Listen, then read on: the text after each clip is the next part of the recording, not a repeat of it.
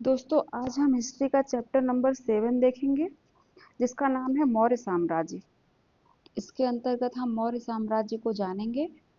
आइए शुरू करते हैं मौर्य वंश के बारे में। बौद्ध स्रोतों के अनुसार नंद वंश का जो शासक था धननंद, इसके द्वारा आचार्य कौटिल्य अपमानित होते हैं और ये चंद्रगुप्त को राजकलिकम खेलते हुए देखते हैं और चंद्रगुप्त में इन्हें बहुत विलक्षण प्रतिभा दिखती है। इसी कारण वे उसे अपना शिष्य बनाना चाहते हैं और तक्षशिला ले जाकर बहुत विविध कलाओं की शिक्षा देते हैं। चंद्रगुप्त ने चाणक्य की कूटनीति और रण कौशल द्वारा नंद वंश के अंतिम शासक धननंद को पराजित कर देता है 322 ईसा पूर्व में। और मगध में मौर्य वंश की स्थापना होती है। मौर्य वंश की स्थापना कौन करता है? चंद्रगुप्त। मगध में मौर्य वंश की स्थापना होती है। और यूनानी सेनापति जो होता है सेल्यूकस, वो 305 ईसा पूर्व में क्या करता है? पश्चिमोत्तर भारत पर आक्रमण कर देता है और चंद्रगुप्त के द्वारा हार जाता है। अब उसको सेल्यूकस को चंद्रगुप्त से एक संधि करनी पड़ती है। सॉरी, सेल्यूकस को चंद्रगुप्त से संधि करनी पड़ती है और हिंदुकुश पर्वत का जो एरिया होता है, प्रांत होता है, उसको उपहार में मिल जाता है। अब सेल्यूकस मेगास्थनीज को राजदूत बनाकर चंद्रगुप्त के दरबार में भेजता है।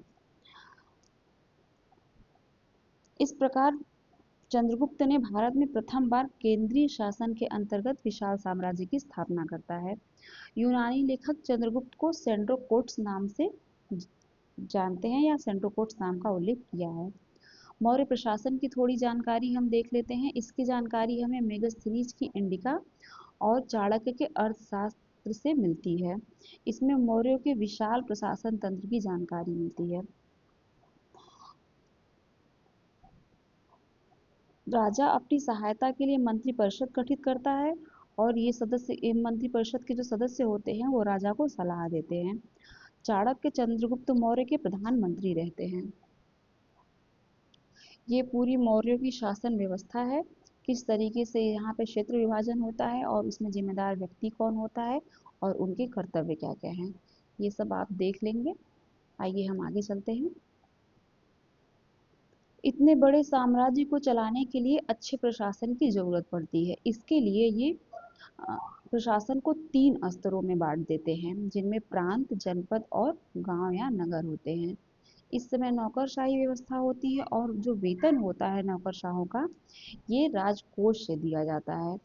प्रांत से लेकर गांव तक जितनी भी विषय वस्तु की या विषय स्थिति रहती है, या कोई भी विषय वस्तु या वस्तु स्थिति, इस पे राजा समय समय पर दौरा करते हैं और उसकी देखभाल खुद करते हैं। गुप्तचर पूरे साम्राज्य की सूचना क्या करता था? राजा को देता था। जितने भी बाहरी आक्रमण थे या आंतरिक विद्रोह थे, इनको दबाने के लिए थल जल ये दोनों सेनाएं राजा के पास हुआ करती थी। और इतनी बड़ी व्यवस्था को चलाने के लिए धन की आवश्यकता तो होगी ही, जिसके लिए राजा की नीति खजाने का हमेशा भरा होना बहुत जरूरी था। इस समय राजस्व व्यवस्था भी बहुत अच्छी थी।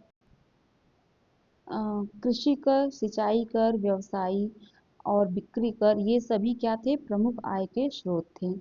इनसे कर इकट्ठा करके बाकी जगह पर दिया जाता था।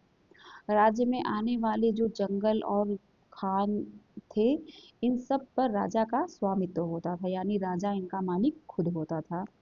राज्य अपनी सेना के लिए हथियारों का निर्माण भी किया करते थे। अब आइए हम देख लेते हैं कि मेगास्थनीज जब भारत आया था तो उसकी नज़र में भारत किस तरह से था, उसने भारत के बारे में क्या कहा है।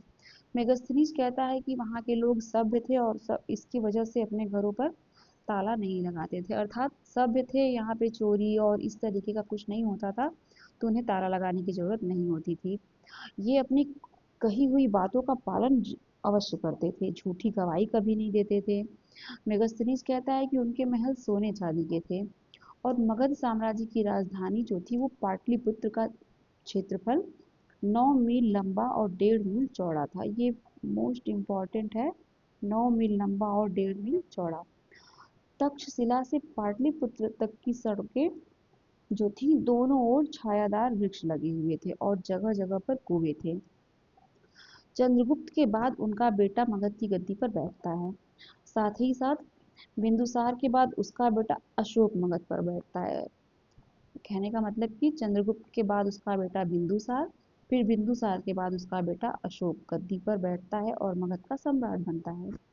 चंद्रगुप्त मौर्य ने जो साम्राज्य स्थापित किया था उसमें जो सबसे ज़्यादा दिक्कत थी वो ये थी कि कलिंग स्वतंत्र हो गया था और उसका उत्तराधिकार प्राप्त करने के लिए अशोक के सामने सबसे बड़ी चुनौती यही थी कि वो कलिंग पर विजय प्राप्त करे। अशोक कलिंग पर विजय प्राप्त कर लेता है लेकिन उसमें जो नरसंहार हुआ रहता है उससे अशोक का हृदय बहुत द्रवित होता है और कलिंग मतलब जब युद्ध में जीत जाता है या कलिंग को युद्ध में हराने के बाद वो एक फैसला करता है कि आज के बाद वो भविष्य में कोई भी युद्ध नहीं लड़ेगा। अब आइए हम देखते हैं कि अशोक का धर्म क्या था और धर्म को ही पाली भाषा में मतलब अशोक का धर्म जो था उसको धर्म को पाली भाषा में धम्म कहते थे। धर्म को ही पाली भाषा में क्या कहते थे? धम्म कहते थे। अशोक अपने मतलब अशोक स्वयं अपने राज्य में दूर दूर जगहों पर दौरा किया करता था।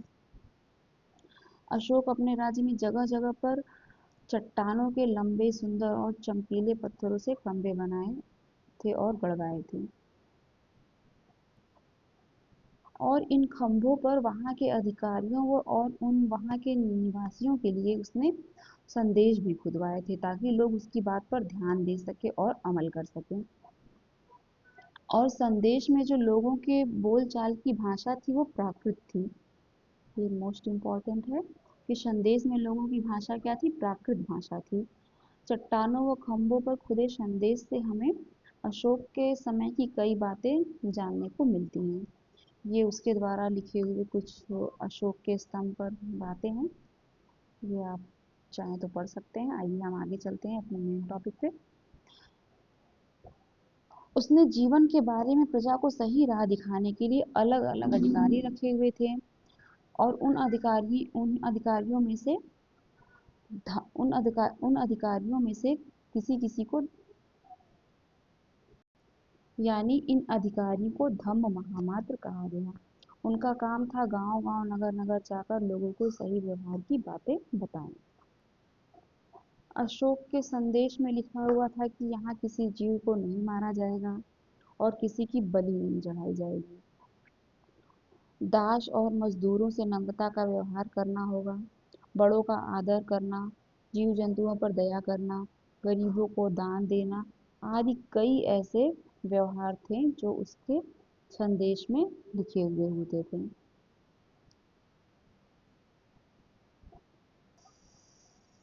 अशोक ने अपने प्रचार के लिए अपने बेटी संघमित्रा और अपने पुत्र महेंद्र को श्रीलंका भेजा था। उसने बौद्ध धर्म के सिद्धांतों में एकरूपता लाने के लिए पाटलिपुत्र में एक बड़ी सभा भी की थी जिसे हम तीसरी बौद्ध संगीति के नाम से भी जानते हैं। इसके अलावा उसने बौद्ध स्तूपों जैसे जिसे धार्मिक स्मारक भी कहते हैं, बौद्ध विहारों जहाँ भिक्षुओं के रहने का स्थान होता है इसका भी निर्माण कराया था। सांची के स्तूप के निर्माण की शुरुआत अशोक ने ही की थी। ये 4 बौद्ध संगीतियाँ हैं जो कि बहुत महत्वपूर्ण हैं। इनमें प्रथम बौद्ध संगीति अजातशत्रु के समय, द्वितीय बौद्ध संगीति कालाशोक के समय और तीसरी अशोक के समय, चौथी कनिष्क के समय हुई थी। आइए हम देख लेते हैं कि मौर्य साम्राज्य का पतन कैसे हुआ था। ये कहा जाता है कि वंशानुगत साम्राज्य तभी तक बने रहते हैं जब तक वहाँ के शासक योग्य हों। इसी योग्य शासक जब रहते हैं तो ये कड़ी एक से दूसरे दूसरे से तीसरे में बनती जाती है। लेकिन क्या होता है कि अशोक के दुर्बल उत्तराधिकारी जो होते हैं उससे जो दूर के प्रांत होते हैं वो स्वतंत्र होने लगते हैं। इसी कारण देश में विदेशी आक्रमण होने लगते हैं और धीरे धीरे साम्राज्य की शक्ति कमजोर हो जाती है। इसमें पुष्यमित्र शुंग जो मौर्य साम्राज्य का सेनापति था, इसने अंतिम मौर्य सम्राट बृहद्रथ की हत्या कर देता है और मौर्य साम्राज्य पर पूरी तरीके से कब्जा कर लेता है और इसी के कारण मौर्य साम्राज्य का पतन हो जाता है। इस टॉपिक पे इस मौर्य साम्राज्य का टॉपिक यहीं पर ख़त्म होता है। ये कुछ मेन टॉपिक है जिसको हम जान लेते हैं। संगम साहित्य। मौर्य साम्राज्य के समकालीन यानी मौर्य साम्राज्य के समय ही दक्षिण में 3 राज्य जिनमें चोल कोरोमंडल तट पर, चेर केरल पर मतलब केरल में और पांड्य दक्षिण छोर पर थे। इन राज्यों के इतिहास की जानकारी तमिल भाषा के प्राचीनतम साहित्य संगम साहित्य से हमें देखने को मिलती है और ये प्रथम शताब्दी में लिखा गया था। इससे इन राज्यों के जीवन और संस्कृति का पता चलता है। ये पाठ अब पूरा हो गया है। इसमें ये कुछ प्रश्न हैं जिनका आप उत्तर दे सकते हैं कमेंट बॉक्स में। इसमें जो भी कमी या अच्छा बुरा जो भी है आप इसे ज़रूर बताइएगा। धन्यवाद।